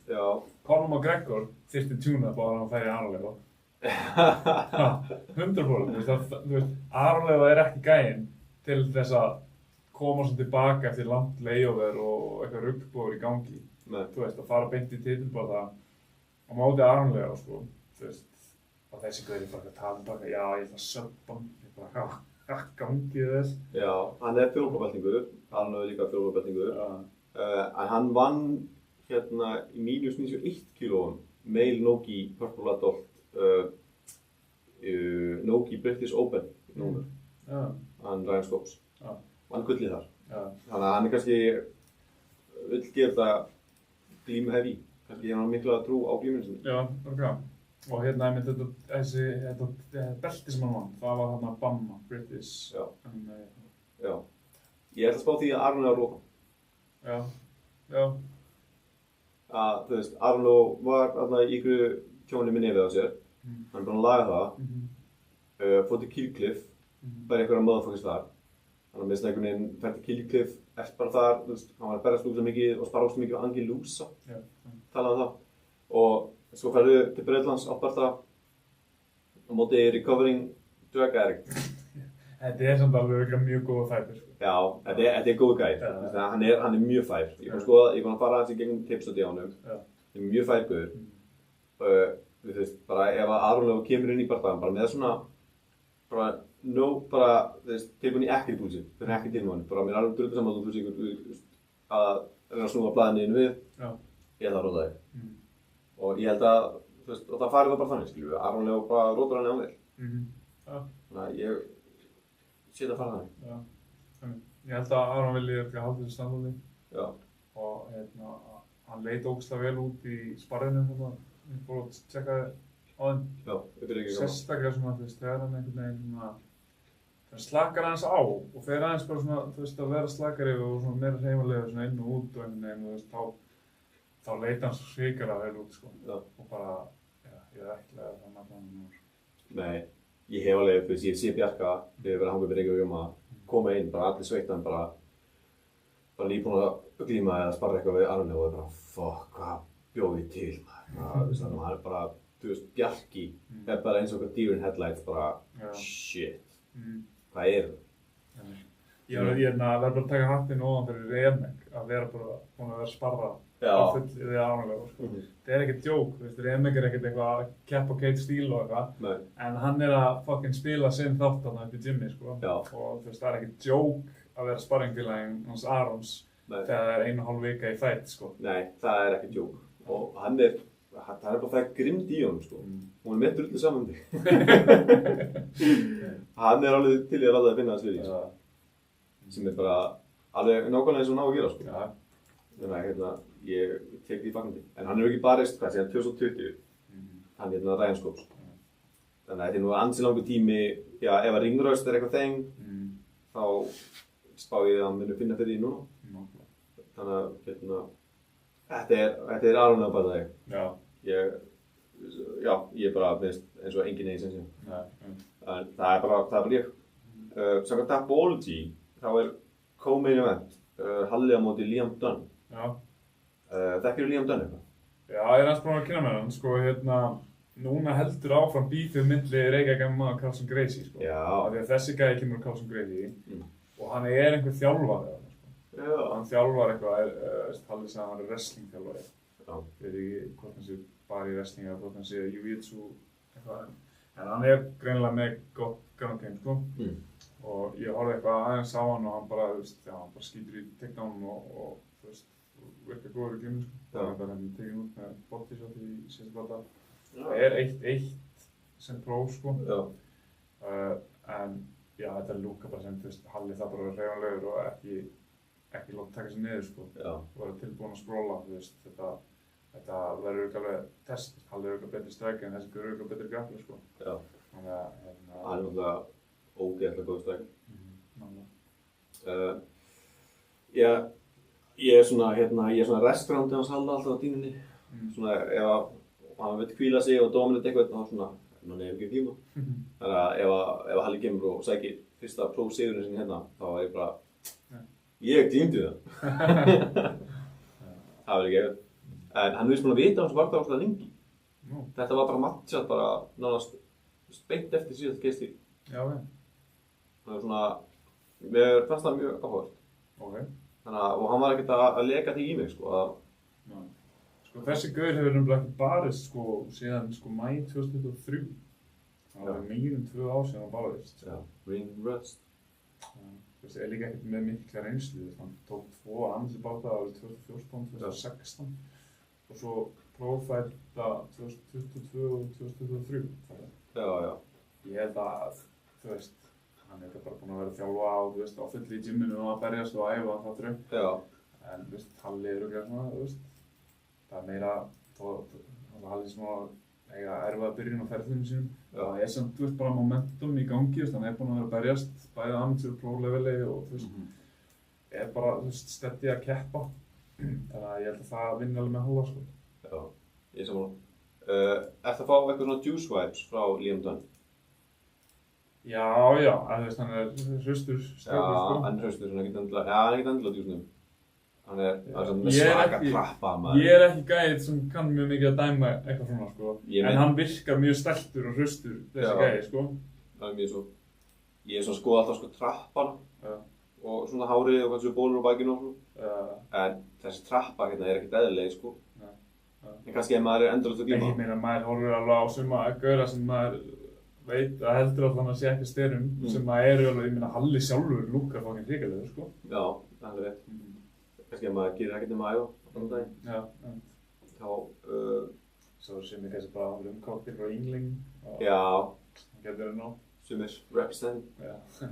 Ég var drullu stæltur á að taka styrktarprogrammi hjá Nico og vera á Yngling á kantinum. Hvernig gengur það? Það gengur bara vel. Já. Ég tók helligastu kardíóæfingu í dag sem ég hef tekið. Veistu hvað það var? Nei. Það var fótbolti með strákunum. Helligasta kardíó bara sem ég hef gert frá mann sko. Í strákunum 6 ára? Það er 8 ára. Já. Var helligasta kardíóæfing sem þú hefur tekið? Helligasta kardíóæfing sem ég hef tekið bara Þú var fótbolti á 8 ára? Í marga mánuði, já, klálega. Já, ég eitt á móti einu það. Já. Og sprakk milli. Já, eitt á móti einu. Prófa það. Það ég prófa að fara eitt á móti einu gegn 8 ára barni. Já. Og hvað er bara gasa eftir það? Já, bara svona svo gasa. Hvað sem enga gasa? Ég veit það ekki. Alveg, ég veit það ekki. 40 mínútur. Já, svona tími í fólk. Já. Dákvæmlega ég bara lá niðri og ég var bara náðu ekki andan og ég fekk svona mín hausverk líka. Það var alveg bara svona, þú veist, ég bara gekk frá mér. Já, hvernig endaði leikurinn gegn 8 ára barni? Það var svona fyrst þegar við telja mörkin. Nei. Við erum bara að telja mínuna sem pappi endist. Ég skil þig. Ok, vá, áhugavert. Það er helligasta kardíó sem þú hefur tekið? Já, í einhverja mánuði sko. Bara mann ekki til öðru eins sko. Ok, en hvernig gengur lyfta með Nico? Ég er aðeins komast það. Já. Og það gengur bara vel. Ok, ertu búinn að taka meira en eina æfingu? Nei, ég er bara búinn að taka eina æfingu. Biggi. Hvað situr svona skömmistulega? Já, ok. Það er alltaf að gerast. Já, gekka. Ég ætla að fara að lyfta morgun svo ég geti postað á Instagram og rakka það niður. En ég á eina æfingu, ég á eina lyftingu inni. Ég er ekki alveg á tempói. En þetta er kósí. Ég er ekkert eðlilega lélegur í chin-ups. Það er bara, mér líður bara eins og ég sé betri í bara að sjúga hest heldur að taka chin-ups. Bara eitt af þessum múndum. En já, ég veit ekki. Svona lífið. Ég finn ekki að maður fær mikla haspurur á þessum hoppæfingum sko. Já, mér líður eins og ég sé ekki að gera neitt. Stöðu líður eins og ég sé ekki að gera neitt. Ég vil bara gera eitthvað pókahopp og eitthvað svona approach kassahopp og eitthvað svona, kassahopp breytis ekkert og ég takk eitthvað eitt og skref fyrir, skilur. En samt einhvern veginn, ef maður alltaf með stengi í kólunum, aftan á læri, í maganum, í bakinu. En samt einhvern veginn, ég er aldrei að maksa neitt, alltaf eitthvað svona, það var eitthvað þegar endeknaði eftir henni og blá. En maður er samt. Já, saman svona ærið að standa upp daginn eftir og já, þetta er vind. En hvernig, þú varst svona að gera eitthvað tape check á dekk þín, var það ekki gæðin sem að leggja í börk? Nei, það er anstæðingur. Það er anstæðingur að sjóna? Já. Ég var ekki búinn að gera tape study á honum dekk þín sem mætir Salla. Nei. En sko, hann alltaf er að koma bara Cage Warrior sko. Tapaði öllum 3 börnunum sem í Cage Warrior. Já. Sem er alltaf bara sterkasta promotion á Englandi, sko. Já. Þannig að, þú veist, ef við skoðum amateurferðina, sko, þá er það voða mikið svona fram og tilbaka. Já. En hann var með sko 11 amateurfæðar, sko. Já. Þetta er auðvitað bara mjög solid gaur með fullt af reynslu. Já. Og búinn að núna fá fullt af erfiðri reynslu í erfiðri promósini. Já. Þannig að, þú veist, hann hefur það alveg með sig, sko. Já. Þegar sigur það með guillotine, rear naked choke og unanimous decision. Þannig að ég hefði það var svolítið að vera triangle. Það bæði að vera trianglean og guillotinean og rear naked chokean og eitthvað. Salli bara að fara, bara armbar, triangle choke. Salli bara að fara að glíma hann gæði döðu, það. Bara fokkunum upp á gólfinu. Já, ætli það ekki. Það svona lítur út fyrir það, sko. Já. Allan svona flest tökuna eru einhver uppgjafðtök. Já. Hann er líka alveg unnið með uppgjafðtæki, þannig að þú veist. Flúk. Já, Já, kemur í ljós. Hann kláraði fyrstu 2 barðana sína, reynda setni var overturned no contest af því að hann heiti gæðan í hnakkan. Já. Sem að, hlýtur að hafa verið eitthvað gróft af því að yfirleitt mennsleikinn í hnakkan í svona grandi punkti. Já, og það svona warning svona, what's the back of the head? Já, þannig að þetta hlýtur að hafa verið eitthvað gróft dæmi, sko. Já. Þannig að þetta gæði sem að hann með veikleika fyrir glímu, ef ég lesi við Tapology hans, sem ég segja veikleika fyrir glímu, ekki óvanur því að tapa, en 1-3 sem atvinnumaður og er þá bara mjög gott matchup fyrir Salla sem taka sin fyrsta barða í Pro. Ég myndi segja að þetta örugglega bara erfitt fyrir Salla, þess að hann var að taka fyrsta Pro barðan sem hann myndi gauð sem er á leiðin í 7. Pro barðan sem. Já. Það alveg munur á. Já. Ég veit ekki hvað strákarnir sem búin að æfa olnboga og svona dót, sko. Það lítur að. Já, það ekki. Þú veist, þetta breytir leiknum svo mikið, sko. Já, náttúrulega. Þú veist, það mega að nota olnboga og svona, en þú veist, alltaf Salli, þú veist, búin að vera að fara til Thailand, taka kamp þar, var með strákarnir í Kilcliff. Svona, þú fær bara að berjast þar eða þú ert á prófleveli. Já. Þannig að þú veist, jú, þeir hljóta nú hafa verið eitthvað að skoða það. Já. Vonum það þarna, en oh my god, hvað ég hlakka til. Já, nákvæmlega, Pro debut maður. Þetta var erfið ferð þarna síðast. Já, hann lendi illa í köttinum, sko. Já. Helvítis köttinum. Þannig að, já, en ég veit, sko, Salli dregur rosalega til sín, sko, aðdándur. Það var bara strax, panta 16 manna borð. Já. Til að koma að horfa á Salla. Já, það næs. Já, það næs. Okay. Já, frekar klikast. Þetta verður rosaleg stemning á laugardaginn. Ég veit þetta. Já. Herri, svo var það Jónatan Francisco Romero Cruz. Móti Dan Canston, sem gæðin sem leggur kikkaði börn. Þannig að kannski fyrsta sem að Johnny þarf að hafa ágjur af hérna legkicks. Já, myndi halda það. Hann veist, Börkur var annar andstæðingur sem lendir í svona legkick KO-i, sko. Já. Þannig að, já, hann með kraft þar, sko. En ég myndi halda að Johnny bara skjóta í takedown á hann gæða og buffa hann í gólfinu, sko. Skjóta takedown, buffa hann í gólfinu? Já, ég held það. Það kannski vita líka að þessi leg kicks á leiðinni. Já. Þannig að kannski bara, þú veist, straight hægri inn í fellu eða stíga á móti, straight hægri inn í fellu. Hvernig sem hann gera það, bara finna leið til að taka í gólfið þetta? Ég held að það sé sniðast. Já, það var gott að hafa svona gameplan. Já. Ánægður við ræðum gameplanið almennilega, þá ætla ég sjálfsög að minna á að þátturinn er bóðið M-Fitness. Íþróttafræðina er lóð og jógavörur og Stórhöfða 15 og Tryggvabraut Akureyri. Það er netútsala í gangi, alltaf 80% afslutar á völdum vörum en flest kannski á svona 40. Svo er prepparinn Macros Bar, já, einnig þekkt sem ást mín og yndi í lífinu. Auðvitað leiðin til að borða holt, prepparinn er á Suðurlandsbraut og Orkunni, Vesturlandsvegi. Það er, ég get ekki mætt nóg mikið með ítölsku skálum. Það er bara að æfa þetta ekki okkur maður, klæða sig í M-Fitness, borða prepparinn og taka unbroken og inn. Það var því góðu mólum. Og það er svona, hvernig á ég lifta? Bara tala um Nico. Tala bara um Nico, hann kenni þetta. Þetta er algjör veistla. Þannig en þetta er sko, er þetta ekki síðasti amateur-fætin sem að Johnny ætlar að taka áður en fyrir Pro? Var það ekki svolítið reynsku? Jú, sko, ég held að hann væri bara leiðin Pro. Þannig þegar þessi barði var kynntur, þú veist, þá var ég bara, var það Pro, þú veist. Já. En jú, ég held það lítur það. Já, ég held að sé alveg tilbúin í það. En barðaðin er merktur sem bantamweight. Ég var ónslega að hann væri að fara í featherweight. Já, að Johnny myndi hætta þessu bantamweight úr því. Já. Ég held bara, líka menn að tala það bara hann sem er power í featherweight og svona. Já, en kannski svona hæð og svona, kannski bendir á bantamweight, sko. Já. En ég man ekki hvað hann sagði mig síðast varðandi köttið og svona, hvað hann hafa bara verið á þungur þegar hann byrjaði og ég er ekki alveg viss. En ef hann lendir aftur í ykkur svona dramatísku kötti núna, þá segir fuck it. Verður bara feðurvöld.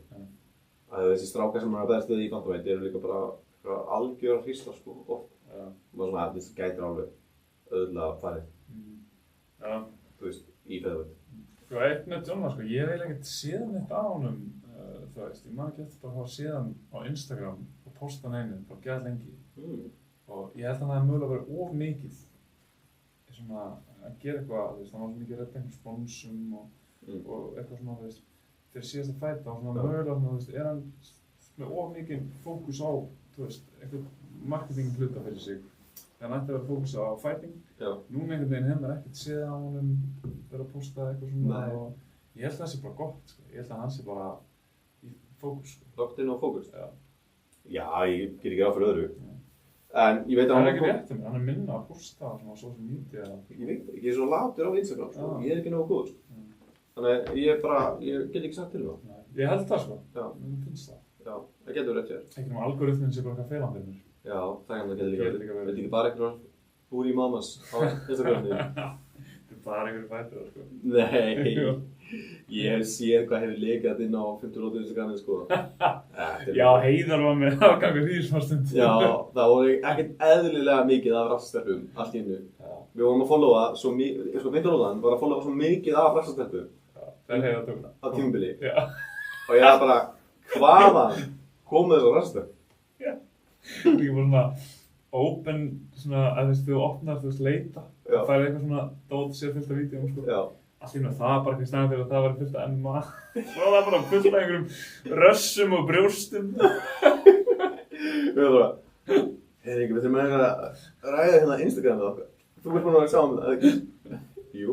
Ég var að rugglast. Hvernig lítur Instagramið þetta út? Já, ég held að þitt sé svipað samt. Nei, þetta er bara MMA og gamla skólafélagar, sko. Já. Skulum ekki vera að beina á spjótum hérna að mér. Nei, hættur að Tinder og svona. Hættur að Tinder og svona. Það er ekkert. Núna gef ég bara svona live broadcast, svona, please, einhverjum úti.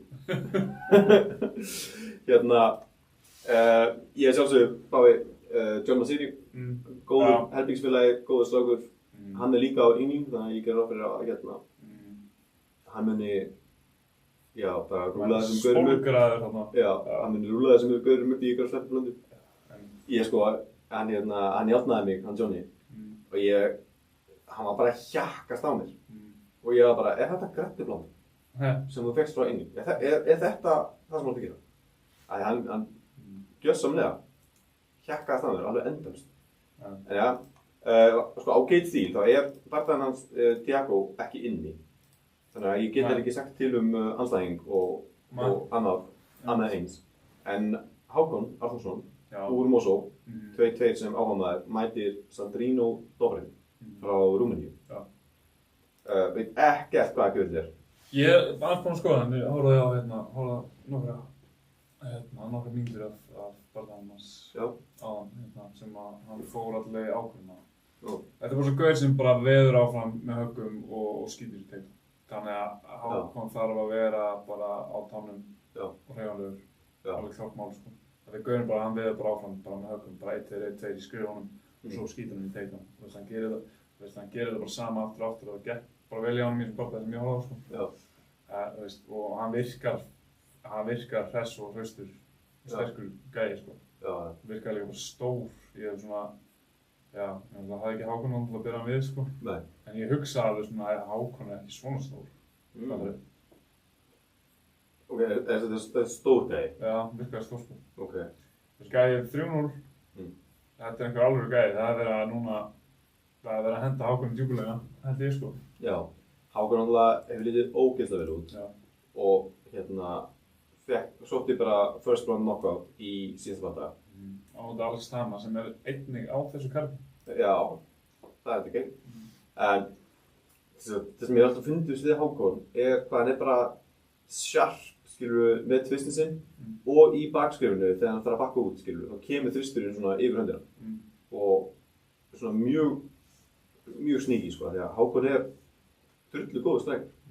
Hann er bara virkilega góður strengur. Ég hef ekkert mikla áhyggjur á honum svona í glímunni, hann mun alltaf geta staðið upp. Þannig svona hvað það var þar, það hef ég ekki mikla áhyggjur á honum. En þeir eru svona, þetta er gott matchup, skilur. Þú veist, Hákon mætti þarna Randy von Gula í Svíþjóð, sem var bara gauð sem þú veist, var ógeðislega mikla reynslu yfir Hákon og Hákon, þú veist, stóð sér bara mjög vel á mótunum. Þó hann hefði tapað á decisionum með mig. Og þú veist, þessi gæi, hann var bara taste defeat, þessi Dobrin. Þú veist, ég líka bara Hákon held ég bara fekk miklu reynslu þarna í Kirkjuf. Þú veist, vanalega það andrúmsloftinu ekki hleypt inn á æfingu. Þannig að hann hefur bara annarkvæmt logið hann hefur verið próf eða bara þegar það verið bara það var 30 hópur eða ok, give a chance. En, já, þannig að þú veist, Hákon búinn að sækja sér, hann bara mjög duglegur. Já. Þú veist, hann var bara, held ég bara fight ready basically þegar hann kom úr Kirkjuf. Og lítið bara þokkalega vel út. Þannig að ég gerir ráð fyrir að vera hægt að tippa á það á Coolbet. Já, Mér finnst það mjög líklegt sko. Ég hugsa ég taki alla Kirkjuf Íslendingana saman á palli. Okay. Arnleó, Salla og Hákon. Já. Ég held ég taki single á þá alla og svo eitt palli með öllum. Ok. Það já, single á alla og palli á það. Já, það bara frekar sanngjarnt. En ég þarf bara að minna á að Case 40 með 6 Íslendingum. Þetta svakalegt maður. Þetta rosalega. Já, ég trúi ekki að segja það bara. Nei, þetta alveg 4 pro fight, þetta bara með þetta alveg að gerast. Þetta hljóma bara surreal sko. Þannig að ég bara að minna á þetta í míningarnum. Mæti bara trillist og peppist, bara, þú veist, það góð matur, það góð stemning. Partyborð. Þetta mun uppbókast, þannig að bara að gera að drífa sig að þessu sko. Já, og þú veist, partyborð, þannig að þau endi allan inn á góðsvæðinu. Þess að verður pottitt sko, það verður tróðinn á barsvæðinu. En svo finnst mér mjög líklegt að þetta muni leka inn í stóra sal. Þetta bara, Case Steel bara orðið svo stórt. Þú veist, það svo mikil stemning þarna. Þetta ógeðslega skemmtilegt. Þannig að partyborð, það bara mínigarurinn / viðburður. Þar Case Steel, flottur póster og bara partyborð og segja hvað sem margir þú mæta. Og svo heldur ég bara þegar hálftími, 40 mínútur liðið af settum tíma þá missir fólk borðið. Já. Það svona, ef þið byrjað og það að vanta borð og einhver ekki mættur sem pantaði borð, þá bara meginn tekin af og þú þarfst að leita seinna. Það bara... Það verður að vera þannig. Já, það verður að vera þannig. En alltaf, finnst þú meginn að taka allan saman. Þannig að þá bara missir þú aðalstemningunni. Sétt, það er bara FOMO að missa stemningunni þarna maður. Já, líka bara það er svo gaman þegar Íslendingarnir vinna og allur salurinn bara tryllist. Það er engu þessu líkt. Það er bara geggjað. Sjóðu hlakka til að fara út líka maður. Já, það er ekki. Jú, ég vil sakna það. Ég fætti Svíþjóðar í annað kvöld. Þannig að ég þarf að horfa á það í Svíþjóð. Það þarf vist að jarða þessu ömmur. Já, samvíst. Já, takk fyrir það. En ég segi það, alltaf í kringum Case Steel. Þá deyr ein amma. Þannig að ég bara á ekki fleiri ömmur til að gefa Case Steel guðunum. Herru, þegar þú kaupiði streamið, þú varst að kaupa streamið út í Já. Hvernig það varst að styrkja? Það getur bara styrkt þér. Ég hugsaði að ég horfði bara á það í gegnum MMA-fréttir sko. Já. Þetta verður geoblokka á öllum löndum nema Svíþjóð. Já, bara Svíþjóð bara fyrir þig. Já. Eða með eitthvað svona, bara hacks eitthvað. Þannig að ég gerir ráð fyrir þetta verði á MMA-fréttir. Þeir láta mig aldrei vita, þeir eru bara sent og síðan. Þú tekur á blokki á Svíþjóð? Já. Íslendingarnir fyrir gúla verið að næra Hákon sem ekki þér. Free stream að Hákon. En ég heldur ég með bara, já, ég man ekki eftir því að strákarnir hafa eitthvað verið að fá mikið borgað fyrir það hvað sem er. Nei, ég hef hérst það að segja það. Já, þannig að það er bara þetta. Herru, við bara þökkum öllum fyrir að hlusta og ég ætla að fara að slá botnin í þetta. Er eitthvað á lókum frá þeir bygging? Nei, bara áfram að ekki maður sko. Já. Bara full að fara áfram. Upp áfram? Já, 6 sigrar. 6 sigrar? 6 knockout. Já. Let's go. Herru, takk fyrir að hlusta. Við sjáumst eftir viku liðinu. Gerum upp Case Steel og UFC. Já, hittum upp fyrir, hvað er ekki bara Derek Lewis eða eitthvað, helgin eftir það? Jú, ég held það. Greitlega. Já, það er grútlega. Það er ekki fáið bara gest. Já. Eitthvað sem átti bara einhvern geggjaðan sigur Case Steel. Hann kemur bara á og fanginn rúkast yfir borðið og eitthvað geðu. Beint á OnlyFans. Beint á OnlyFans og það. Já, og munið að fylgja mér að byggja á OnlyFans. Já, sammeila aðgang.